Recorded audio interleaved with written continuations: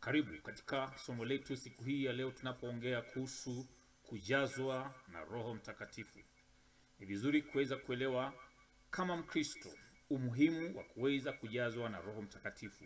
Kwa nini Mungu angependa kanisa lijazwe na Roho Mtakatifu?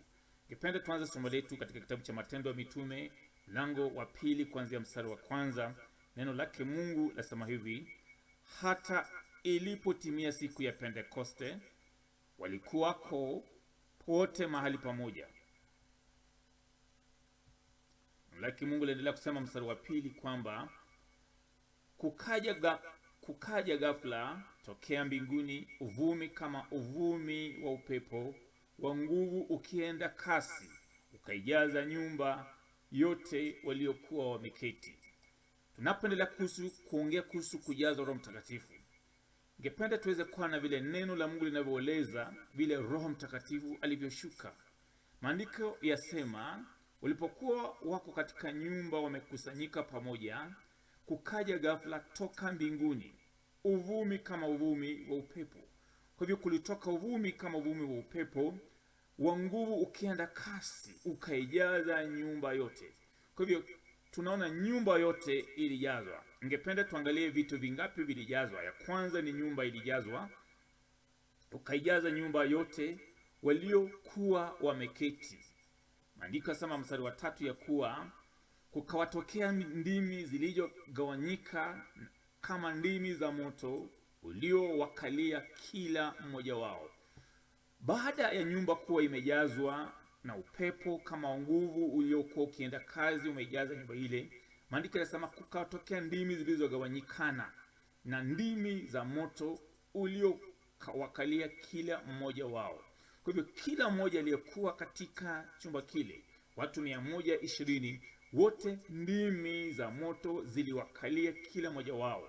Neno la Mungu linasema kwamba wakaijaza ile ujazwa Roho Mtakatifu, wakaanza kusema kwa lugha nyingine kama Roho alivyowajalia kutamka. Kwa hivyo watu hao wote waliokuwa katika nyumba ile, maandiko yasema wakajazwa Roho Mtakatifu na kuanza kunena kwa lugha nyingine. Mojawapo ya ishara kwamba umejazwa Roho Mtakatifu ni kuongea kwa lugha nyingine. Tunaishi katika nyakati ambapo watu wengi, kwa sababu hawajajazwa Roho Mtakatifu, hawajakuwa na uzoefu wa kuwa wamejazwa Roho Mtakatifu, huwa wanapinga kuongea kwa lugha nyingine. Lakini maandiko yanasema walipojazwa Roho Mtakatifu wakaanza kuongea kwa lugha nyingine kama Roho alivyowajalia kutamka. Kwa hivyo mtu anayejazwa Roho Mtakatifu na kuongea katika lugha nyingine, ni Roho Mtakatifu ndiye aliyewawezesha. Tunapoongea kuhusu kujazwa na Roho Mtakatifu, tunaona siku ya Pentekoste wapendwa hawa walikuwa wote pamoja katika nyumba. Kukatokea kwa uvumi wa upepo ukaijaza nyumba, na wote kukawatokea kila mmoja wao kawakalia moto, ndimi za moto, na wote waliokuwa katika nyumba ile wakajazwa Roho Mtakatifu, wakaongea kwa lugha kama Roho Mtakatifu aliyowajalia. Mtu yoyote anaongea katika lugha nyingine isipokuwa lugha ya mama yake ama lugha yote aliyoisoma, Roho Mtakatifu anapokujaza lugha nyingine, ni yeye ndiye anayekuwezesha. Maandiko yasema hivi katika mstari wa 5 kwamba walikuweko Yerusalemu Wayahudi wakikaa, walikuweko Yerusalemu Wayahudi wakikaa watu wataua, watu wa kila taifa chini ya mbingu. Kwa hivyo katika Yerusalemu kulikuwa na watu wote, maandiko yanasema chini ya mbingu, kila kabila lilikuweko pale Yerusalemu. Maandiko yanaendelea kusema kwamba basi sauti iliposikiwa, makutano walikutanika, wakashikwa na fadhaa, kwa kuwa kila mmoja aliwasikia wakisema kwa lugha yake mwenyewe. Roho Mtakatifu aliposhuka, watu hawa walianza kuongea lugha za wanadamu, na kila mtu alisikia hawa watu wakiongea katika lugha yao wenyewe. Roho Mtakatifu ana uwezo wa kusababisha mtu kuongea lugha hata ile ambayo hajawahi isoma. Neno lake Mungu linasema katika mstari wa 7 ya kuwa wakashangaa wote, wakastaajabu, wakiambiana, tazama, hawa wote wasemao si wa Galilaya? Maandiko yanasema kwamba wanashangaa hawa watu wanaongea lugha hii ni wa Galilaya. Maandiko yanaendelea kusema kwamba imekuwaje basi sisi kusikia kila mtu lugha yake tuliyozaliwa nayo? Kwa hivyo Roho Mtakatifu alipojaza, kila mtu alisikia lugha aliyozaliwa nayo ikiongelewa na watu hawa waliokuwa wamejazwa na Roho Mtakatifu. Ndiko asema kwamba Waparthi na Wamedi na Waelami nao waliokaa Mesopotamia, Uyahudi na Kapadokia, Ponto na Asia. Maandiko yanaendelea kusema kwamba Frigia, Pamfilia, Misri na pande zote za Libia karibu na Kirene, na wageni watokao Rumi, Wayahudi na waungufu, Wakrete na Waarabu, tunawasikia hawa wakisema kwa lugha zetu matendo makuu ya Mungu. Hivi ndivyo Roho Mtakatifu anavyojaza mtu, na watu hawa wanaanza kuongea lugha ambazo hawajawahi zaliwa ndani, lakini watu hawa waliokuwa ni kabila zote chini ya mbingu, walikuwa wameingia katika Yerusalemu, waliwasikia watu hawa wakiongea katika lugha hii. Maandiko yanaendelea kusema kwamba wakashangaa wote, wakiingiwa na shaka, wakiambiana maana yake ni nini mambo haya. Kwa hivyo wanashangaa wakati Roho Mtakatifu alipowajilia. Maandiko yanasema wengine walidhihaki wakisema wamelewa kwa mvinyo. Hata nyakati hizi tunazozishi pia kuna watu hawajejua vile Roho Mtakatifu anavyofanya, na anapoingia watu wanapoongea katika lugha nyingine wanavyokuwa wakiongea, hawajawahi muelewa, na watu wengi wangali wanamdhihaki Roho Mtakatifu hata nyakati hizi. Roho Mtakatifu ni msaidizi ambaye Mungu ametupea atusaidie katika maisha haya ya wokovu. Na mapenzi ya Mungu ni kila Mkristo unayemwamini Yesu Kristo ujazwe na Roho Mtakatifu, na sio tu kujaza na Roho Mtakatifu, bali uongee katika lugha nyingine kama Roho Mtakatifu anavyoweza kukuwezesha. Wewe ambao umempokea Yesu, je, waongea katika lugha nyingine zaidi ya lugha ambayo wewe ulizaliwa nayo na lugha ulioisoma? Kuna lugha ya kimbinguni ambayo Mungu angependa wape wa Kristo. Hii ni lugha ambayo tunapomwongelesha Mungu katika maombi yetu yanakuwa rahisi, twaweza kumfikia Mungu. Maandiko yanaendelea kusema hivi, lakini Petro akasimama, mmoja wa wale 11, akapaza sauti yake akisema, enyi watu wa Uyahudi na ninyi nyote mkao Yerusalemu, lijueni jambo hili, mkasikilize maneno yangu. Sikiliza vile Petro anavyosema kuhusu Roho Mtakatifu. Sivyo mnavyodhani, watu hawa hawakulewa, kwa maana ni saa 3 ya mchana. Kwa hivyo Roho Mtakatifu aliwajilia Wakristo saa 3 mchana. Lugha hii ilipoingia juu yao, wakaanza kuongea katika lugha nyingine. Maandiko yanasema, lakini jambo hili ni lile lililonenwa na kinywa cha nabii Yoeli. Kwa hivyo Mungu alikuwa ametumia nabii Yoeli kuweza kusema kwamba siku zaja ambapo ataweza kumwaga roho wake juu ya watu, wanawake na wanaume, watu watakaomwamini. Na ndipo Roho Mtakatifu ni jambo moja ama mafunzo mmojawapo ya umuhimu sana katika mwili wa Yesu Kristo.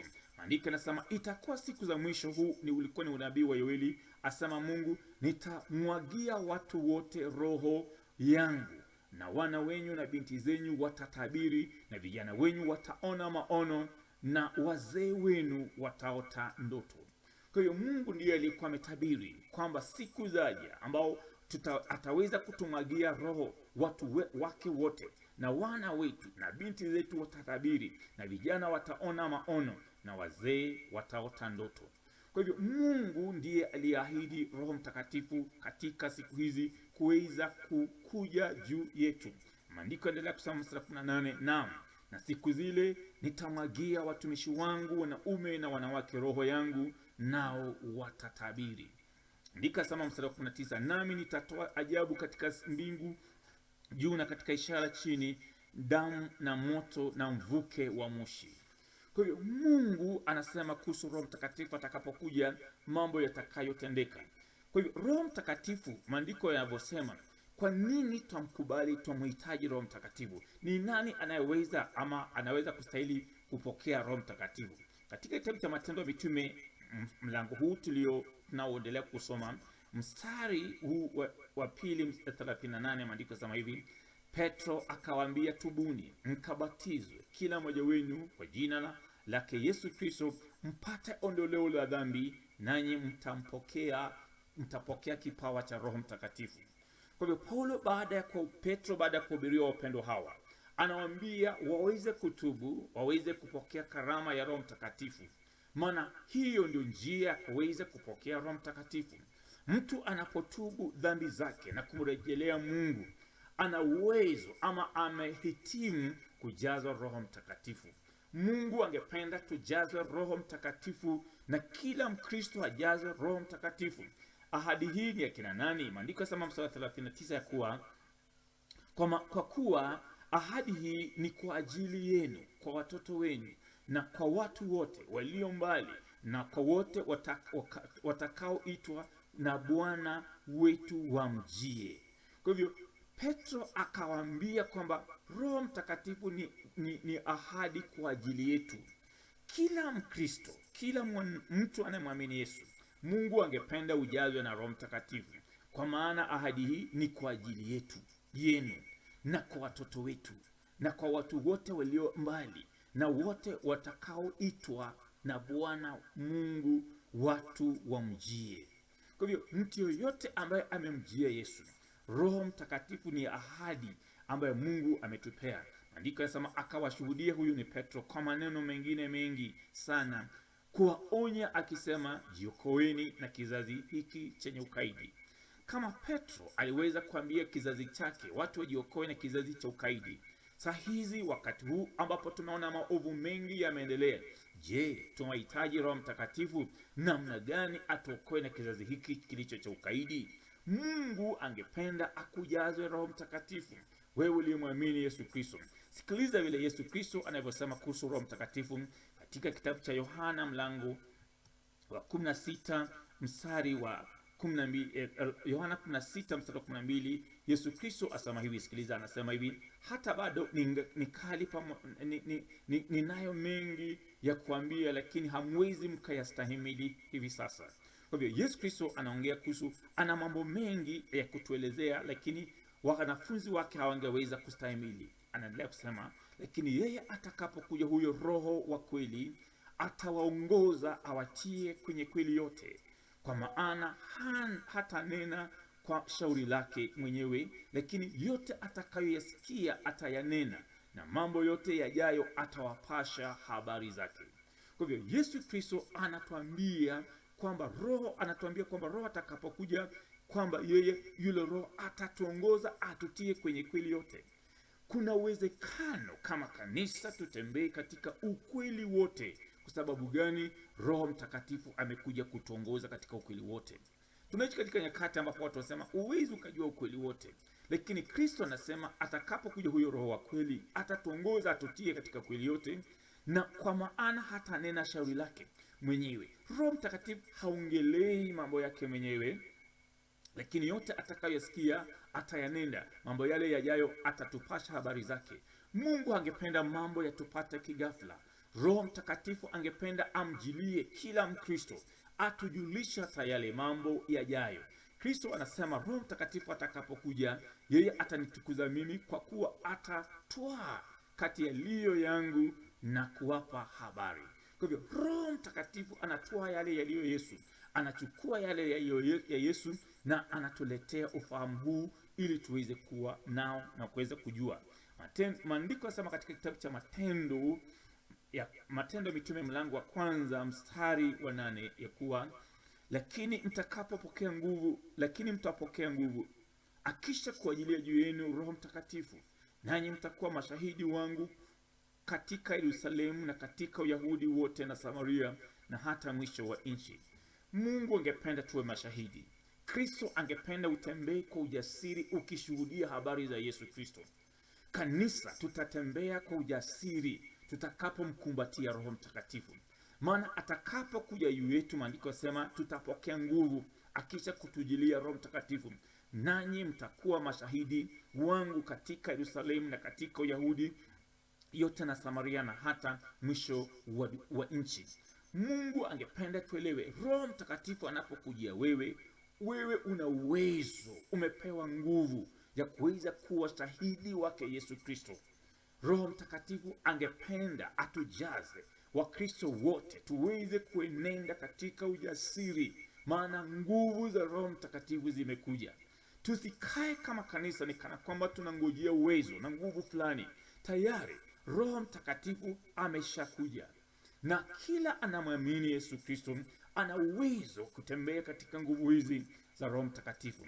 Yesu anatueleza hivi wakati anapoongea kuhusu Roho Mtakatifu, na wewe unapojiuliza nawezaje kujazwa na Roho Mtakatifu, maandiko yasema hivi: basi ikiwa ninyi mlio waovu, katika kitabu cha Luka 11:13, basi ikiwa ninyi mlio waovu mnajua ya kuwapa watoto wenu vipawa vyema, je, Baba aliye mbinguni hatazidi sana kuwapa Roho Mtakatifu hao wamwombao? Mungu angependa tumuombe atujaze Roho Mtakatifu, ndiposa atuwezeshe kuwa mashahidi wake Yesu Kristo, ndiposa tuweze kuwa na nguvu za kushuhudia lugha nyingine yenye Mungu anatupea, ili tuwezeshe kuwa na maombi ambayo tuweze kuomba, maombi ambayo yaweza kujibiwa, maana Roho atatuongoza katika kweli yote. Mungu akubariki unapojiunga nami katika kipindi kijacho, tunapoendelea kujifundisha mengi kuhusu Roho Mtakatifu. Tuombe. Na kushukuru Baba Mungu wa Bwana wetu Yesu Kristo, na kuomba umjaze msikilizaji wangu na Roho Mtakatifu, mwalimu mwema atakayetuongoza kwenye kweli yote, ili atuwezeshe kuwa na uwezo wa kuweza kuwa mashahidi wake Yesu Kristo. Tutakushukuru kwa lugha unayotupea na Roho Mtakatifu, lugha hiyo inayotuwezesha na kurahisisha maombi yetu. Jina lako libarikiwe na liinuliwe. Asante, kwa jina la Yesu tumeomba. Ni mwalimu JM Jahonga. Jiunge nami katika kipindi kijacho tunapoendelea na neno lake Mungu katika kipindi chetu hiki cha mwanafunzi wa neno lake Mungu. Mungu akubariki.